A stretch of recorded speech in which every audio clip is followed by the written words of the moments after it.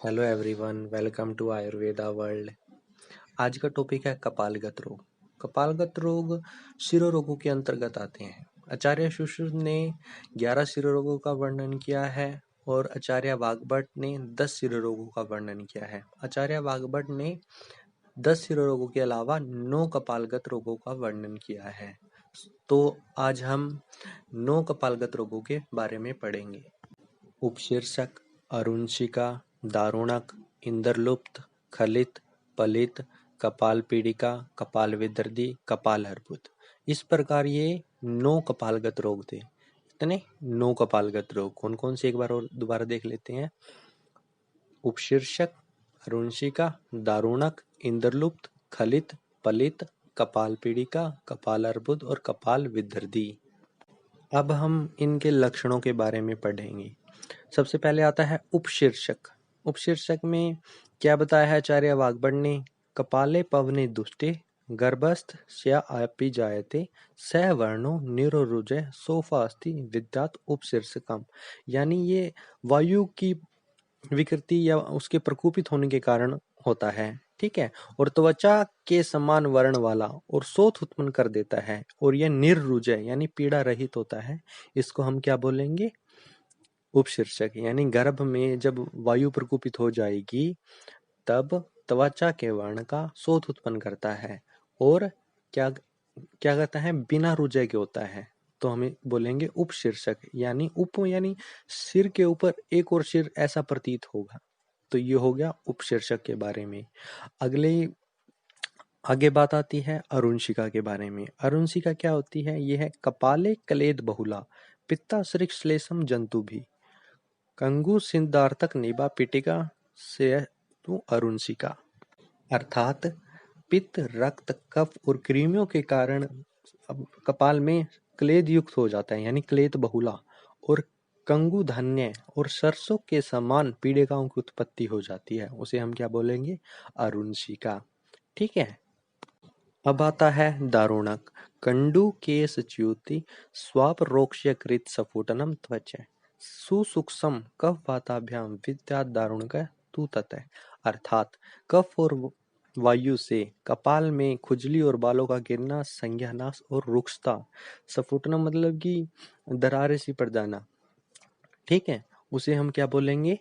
दारुणक। यानी कफ और वात के कारण कंडू, केशच्युति मतलब कि बाल गिरना, स्वाप यानी संज्ञानाश, रोक्ष्य यानी रुक्षता और स्फुटनम यानी दरारें पड़ना, ठीक है। उसे हम बोलेंगे दारुणक। अब आता है इंद्रलुप्त। इंद्रलुप्त में क्या होता है? दो दो चीजें होती हैं। जैसे पित्त के कारण तो उसके बाल जो गिरना स्टार्ट हो जाएंगे, और कफ के कारण जो गिरे हुए हैं बालों पे रोमकूप बंद हो जाते हैं, जिसके कारण दोबारा बाल नहीं आ पाते। उसे हम बोलेंगे क्या? इंद्रलुप्त। क्या होता है? सबसे पहले पित्त के कारण बाल गिर जाएंगे, कफ के कारण जो रोमकूप है वो बंद हो जाएंगे, जिससे कि दोबारा बाल नहीं आ पाते, तो हम उसको क्या बोलेंगे? इंद्रलुप्त। इसको रुजिया और चाच भी कहते हैं, यानी ये इसके पर्याय है, ठीक है। अब आता है खलित।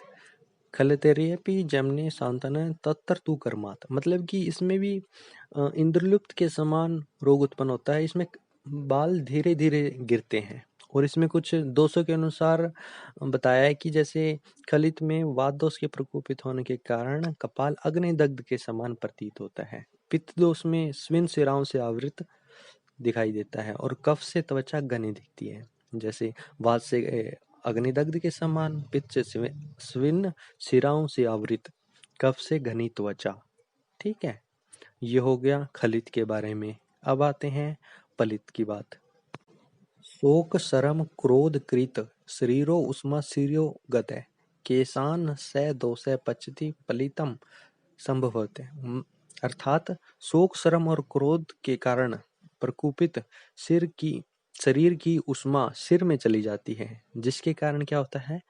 केश यानी बालों का पाक होना स्टार्ट हो जाता है। पाक होने से बाल सफेद हो जाते हैं, जिसको हम कहते हैं पलित रोग, ठीक है। अब कपाल पीड़िका, अर्बुद और विदृति।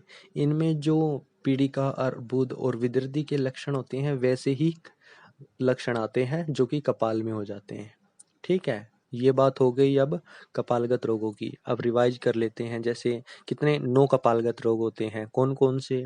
उपशीर्षक, अरुणशिका, दारुणक, इंद्रलुप्त, खलित, पलित, कपाल पीड़िका, कपाल अर्बुद, कपाल विदर्ती। उपशीर्षक यानी हाइड्रोसिफेलस, वायु की दृष्टि से हमारे उपशीर्षक यानी दूसरा सिर दिखाई देगा, निर्रुजय त्वचा वर्ण का, ठीक है। अरुणशिका में क्या होंगी?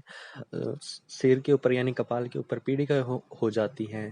किस प्रकार की? कंगुधान्य, कंगुधान्य सिद्धार्थक यानी सरसों के समान की। दारुणक में क्या हो जाता है? कंडू केश च्युति यानी कफ और वात के कारण कंडू और केश झड़ने स्टार्ट हो जाते हैं, स्फोटन हो जाता है, ठीक है।